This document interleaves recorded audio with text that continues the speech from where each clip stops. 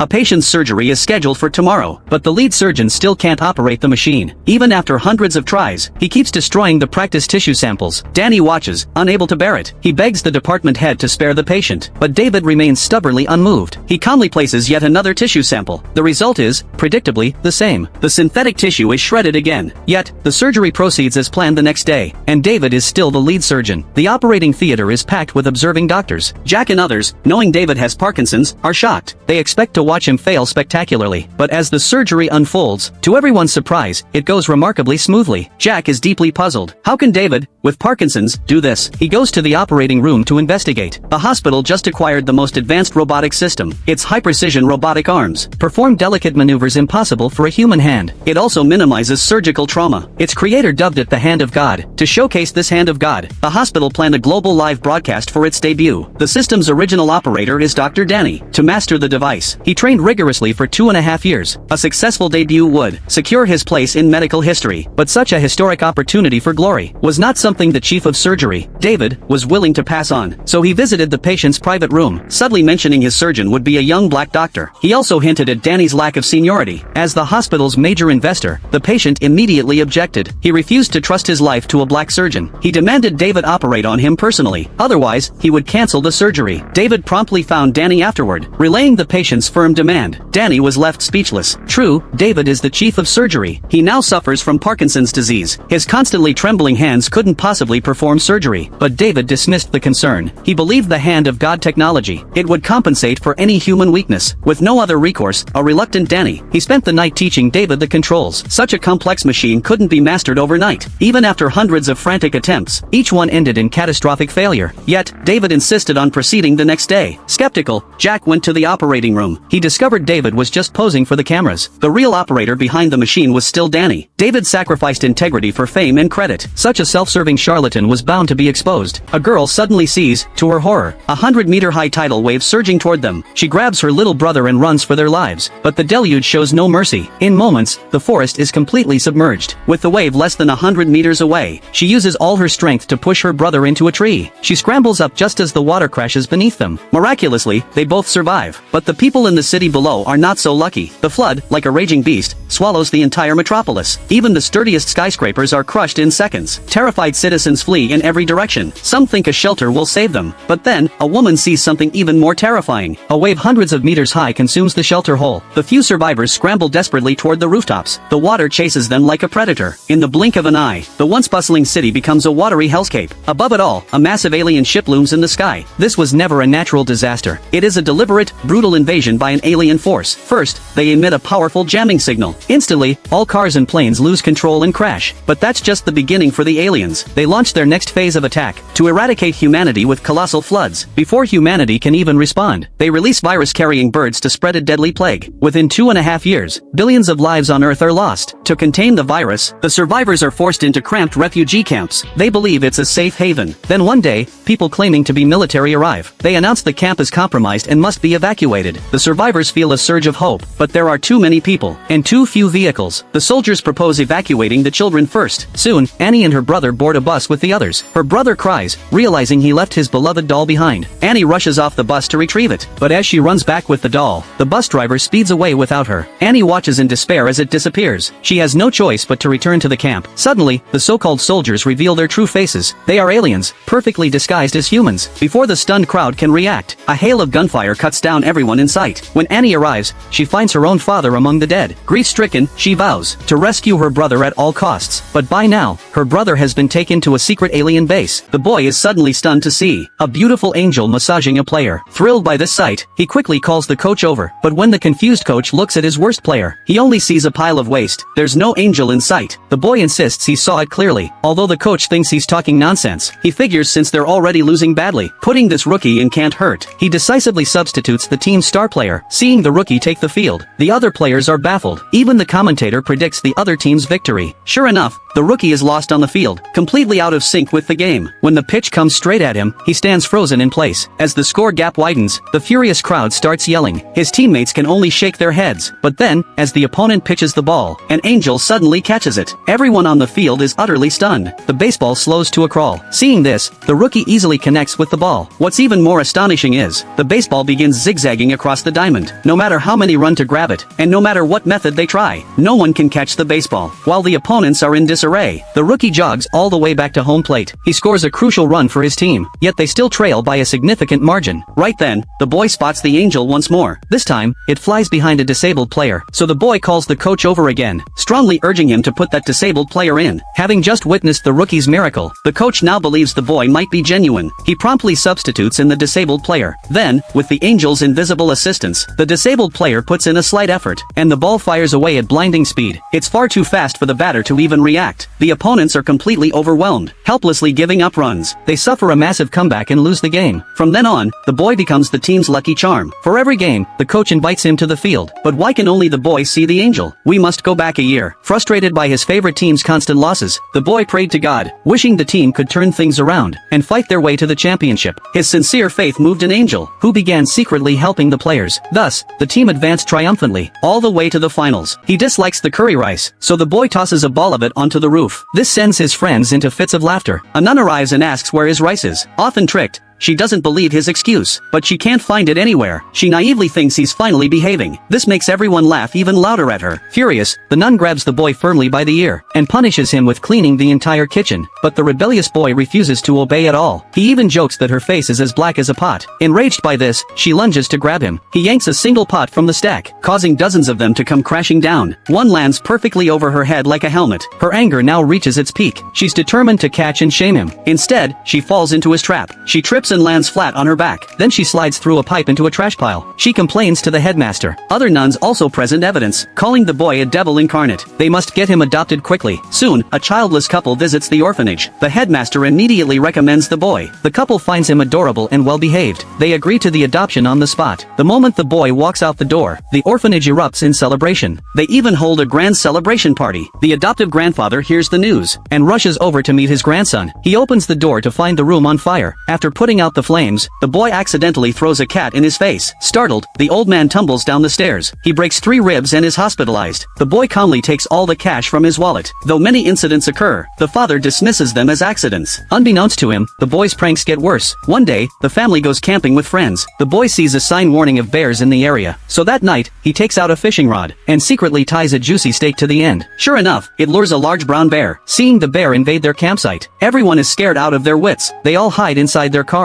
The father thinks it's his friend in a costume. He walks up to interact with it warmly. Only then does he realize it's a real bear. He screams in panic. The bear swats him far away instantly. After the bear leaves, the friend in a bear costume walks into camp. The father mistakes him for the real bear. He knocks him out cold with a frying pan. Watching this, the boy laughs heartily. The father realizes he's been tricked. He thinks it's just childish mischief. But at the birthday party days later, the boy causes major trouble again. The woman first removes her disguise jacket. Next, she detaches a hexagonal device from her arm. Then, she climbs to the top of the skyscraper. Without a word, she leaps off the edge. Aided by the deceleration device, she lands smoothly on a lower balcony. Before the patrolling guard can react, she quickly hides behind a stone pillar. She then takes a hairpin from her head. Selecting a fine wire, she picks the lock. It opens easily in under 3 seconds. The sight of the gold-plated hall is stunning, but her mission leaves no time to admire it. She swiftly turns a candlestick on the desk. Instantly, a hidden door slides open. Her true target is the world's last remaining treasure. But as she moves, danger silently arrives. She plucks a silk ribbon from her belt. With a graceful flick, she tosses it upwards. Instantly, it's shredded into countless tiny fragments. Faced with this bizarre and lethal trap, she remains utterly composed. She produces a small can of revealing powder. She takes a deep breath and blows a large cloud. Countless, nearly invisible metal wires become exposed. Yet, she shows not a trace of fear. With a nimble leap, she slips through the tiny gaps. She easily steals the priceless necklace. She then rejoins her accomplices. The 4 insert specially forged keys into floor locks. Soon, the mechanism is deactivated. The entrance to the vault appears before them. Once they sneak into the underground, the sight makes them hesitate to move. A man throws a throwing knife down the passage. A hail of arrows shoots out instantly. The group freezes in terror. As they start to discuss a plan, Annie simply smirks with disdain. She stretches her long legs and dashes forward at full speed. With her incredible agility, she nimbly dodges every arrow. She clears the path for her teammates, but the huge explosion has alerted the guards. Now, every second counts. At the last moment, Annie successfully finds the airship blueprints. A man lights the fuse on the explosives. With a loud loud blast, a huge hole opens above the chamber. Massive amounts of river water pour in. The entire grand hall is swiftly destroyed. Yet, they escape thanks to their meticulous plan. They head to a secret hideout to celebrate. But to their shock, after just one sip of red wine, before they can even savor the taste, 3 of them instantly collapse, powerless. The beauty had conspired with the Count all along. This newly stolen blueprint is her ticket into high society.